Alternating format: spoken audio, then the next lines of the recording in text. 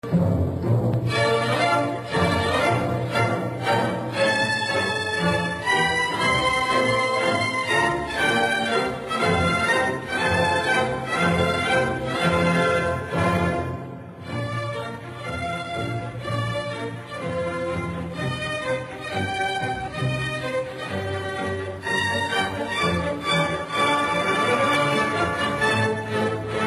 back to the second hour of this week's edition of World Crisis Radio here in Washington, D.C., and the news continues to be Goldman Sachs finally called to account in some minor symbolic way, but a civil lawsuit, civil fraud by the Securities and Exchange Commission against Goldman Sachs, otherwise known as Government Sachs, because it runs the government, and the problems of the government have to do with the fact that it's run by Goldman Sachs, not the other way around.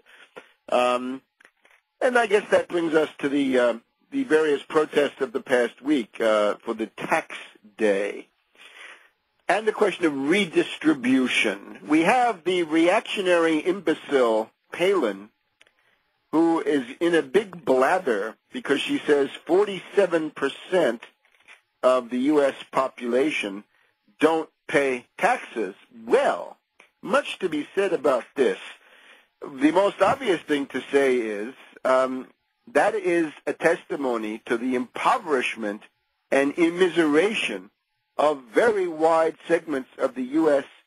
population. If you look at the behavior of income over the last 20, 30 years, since Reagan, the great Austrian free marketeer, took over the White House in 1981, you will see that the lowest 20% of the U.S. population has actually gone backward in terms of their real wages. And part of it is that their nominal wages have advanced very, very slowly, so much so that they're actually losing in terms of real wages. One of the reasons that 47% of the population doesn't pay taxes, income tax, federal income tax, is because they're impoverished. They don't have any money to pay such taxes with.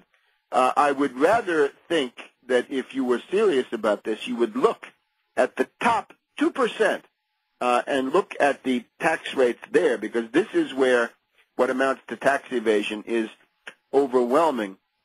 I would also urge that you look at the corporate income tax. The corporate income tax used to be a significant source of revenue, but almost nobody in Wall Street pays a corporate income tax. The most recent figures we have, Goldman Sachs paid 3% corporate income tax on their super profits. Now, that's not even the Tobin tax. That's not on their turnover. That's not on their sales transactions.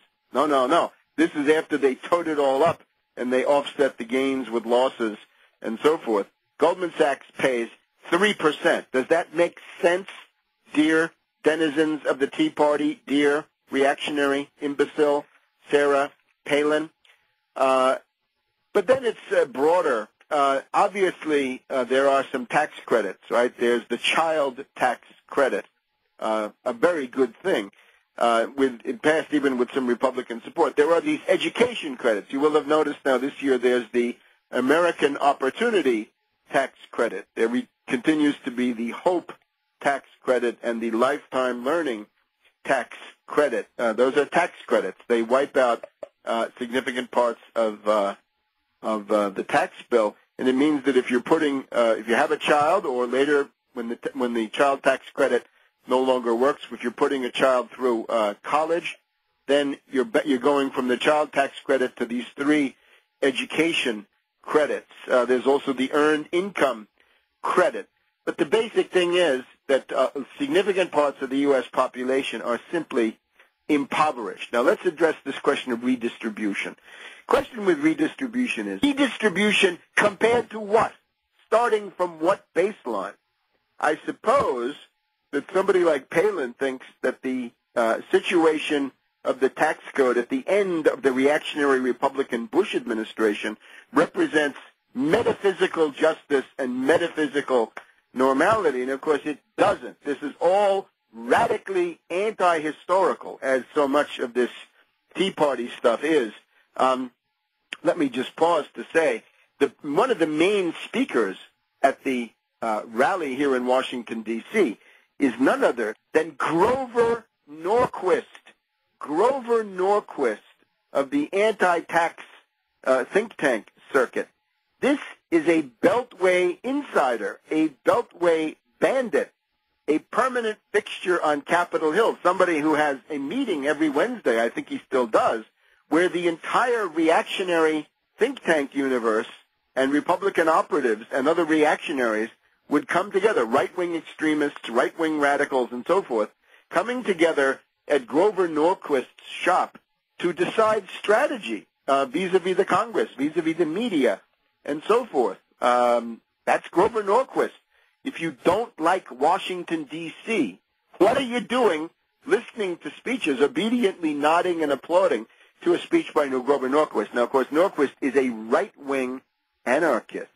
He is a reactionary, and he has got this famous quote, drown the baby in the bathwater, or drown the baby in the bathtub, or something like this, meaning that his goal is the extinction of any form of government, and therefore, clearly, neo-feudalism. In other words, back to the situation, I guess we'd say, of the Wars of the Roses back in the 1400s. In other words, a civil war among potentates, nobility, feudal aristocrats, and so forth. And he's intervened. He's hated in various states because of his interventions in various state issues. If you are willing to sit there and listen to Grover Norquist, then you have essentially documented the fact that you are not serious about any kind of opposition to Washington insiders, to the really dirty side of a permanent establishment that has been there going back to Reagan, through Bush the elder, Bush the younger, and which continues there today. But let's address now redistribution. Again, redistribution starting from what? There's always going to be some redistribution. What's the historical overview of the past 30 years? Well, if we go back to the first Reagan administration, you have these tax cut bills, right? Kemp Roth and others. When Reagan came in his first year, of course, he instituted tax cuts for the rich, trickle-down economics. And it was a very, very significant tax cut in the top brackets. Remember, as recently as Eisenhower, there was a 90% marginal tax rate for the highest earners, meaning not that you paid 90% on everything, but you paid 90% on whatever it was, over $10 million.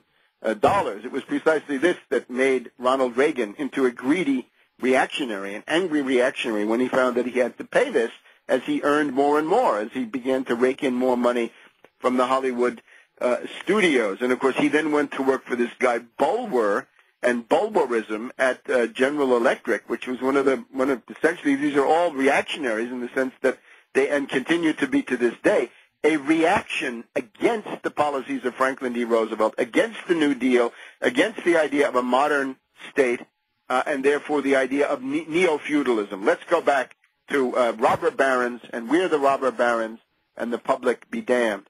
That's Bulwerism, and that was the ideology of Reagan, that along with human events and other scraps and fragments of thought. The redistribution began with Reagan. First of all, tremendous cuts in the tax rates for the upper brackets. Then, in the second year of Reagan, in the third year, he found that this, of course, in contradiction to the crackpot predictions of Art Laffer and the supply-side economists, it led to huge deficits. Remember, Reagan, during his 8 years in office, tripled the public debt. If you're concerned about the public debt, and you have reason to be concerned, remember that Reagan tripled it, Bush doubled it. I'm sure Obama is contending with both of them by now to do something similar or worse. But the idea that you then go back to the Republican Party, right? The dog returns to his vomit, and the citizen returns to the Republican Party. Reagan tripled the public debt, Bush doubled it, and the supply side stuff does not work. Back in a minute.